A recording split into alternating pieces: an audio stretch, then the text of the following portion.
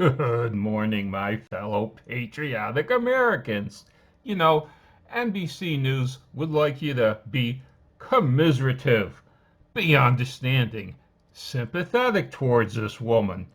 And in a way, I am. Take a look at that headline.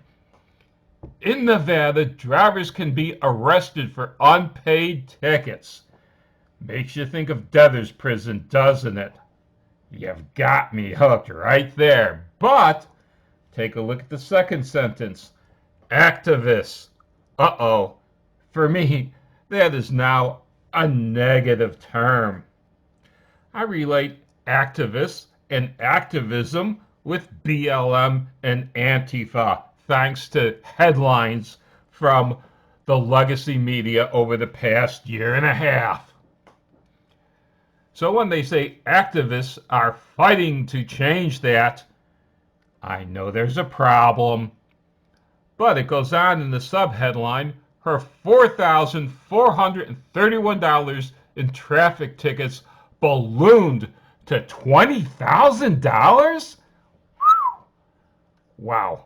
In debt and the threat of arrest. The system is money hungry, she said. Well, she has my sympathy right there. I don't believe a person should be arrested for being unable to pay traffic fines and tickets.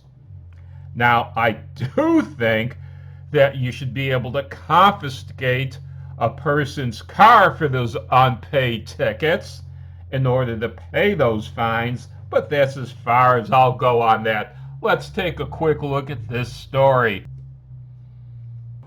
Jessica Washington, a single mother of two, moved from Chicago to Las Vegas in 2006 after she lost her airline job and needed a fresh start.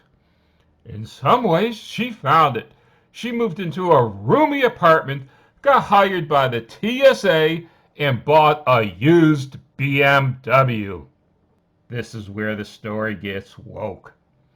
Then the police began stopping her. The first time was for a broken taillight, which she said came with a warning from the officer. You're going to get pulled over a lot driving this car. Washington took it to mean that as a black woman driving a nice automobile, she would be seen as suspicious. That's not what I take to mean it.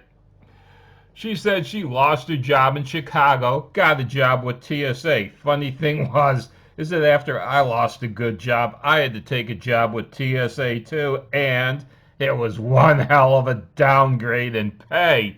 So this used BMW she bought, I get the feeling it was very used. I can see it now. Faded paint, scratches, nicks, maybe even dings and dents. Let's get on with the story, though. The stops continued for minor violations, even after she switched cars, which tells me it was her bad driving. She soon fell behind paying the tickets and her insurance. So she was driving without insurance, which led to more tickets. Here is where I disagree with the police. She shouldn't have gotten more tickets for driving without insurance. She should have had her car confiscated immediately for driving without insurance. And more fines and fees that she couldn't cover. Let's skip down a few paragraphs. How driving becomes a crime. Even before her traffic tickets began to pile up, Washington lived paycheck to paycheck. See what I mean about that BMW being very used? You still think it was a nice car? Washington, who has an 18-year-old daughter and a 16-year-old son who is autistic, found a job in 2006 as a TSA screening officer. Back in 2006, I was with TSA too. Not as a screening officer, though. I was doing something else for them. She brought home about $1,600 a month. So that $1,600 a month wasn't her salary. It was what she brought home after federal taxes, insurance, and stuff like that was taken out. More than half of which went to rent, so let's call it $800 just to be good. Another $300 a month for her car payments, so that's $1,100 out of $1,500 for rent and car. Therapy for her son cost about $50 an hour, which wasn't covered by her health insurance. After food and gas, there wasn't much left over, and Washington was forced to let some of her bills go unpaid. That included car insurance and other driving-related fees. So, like I said, she was driving without car insurance, and she wasn't paying the tickets she was piling up. Now, here's where I can sympathize with her.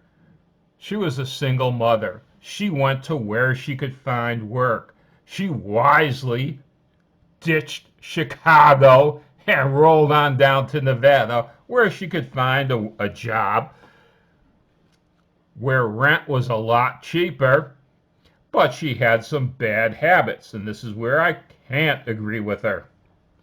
After she found out that the car she could afford, well, she couldn't afford insurance for it because of her bad driving. She couldn't afford the tickets she was piling up. The wisest thing to do would have been to dump the car and go with public transportation. It would have been one hell of a lot cheaper. She would like to blame her problems on being black instead of just poor decisions she made for herself. She is not a totally hopeless case, though, in that she does believe in working, even though she doesn't believe in the consequences of all her actions, at least not yet. There is no reset button in life, though, so you better learn life's lessons, each one as they come by. Otherwise, you'll be like that woman Blanche DuBois in Cat on a Hot Tin Roof. Whoever you are, I've always depended on the kindness of strangers.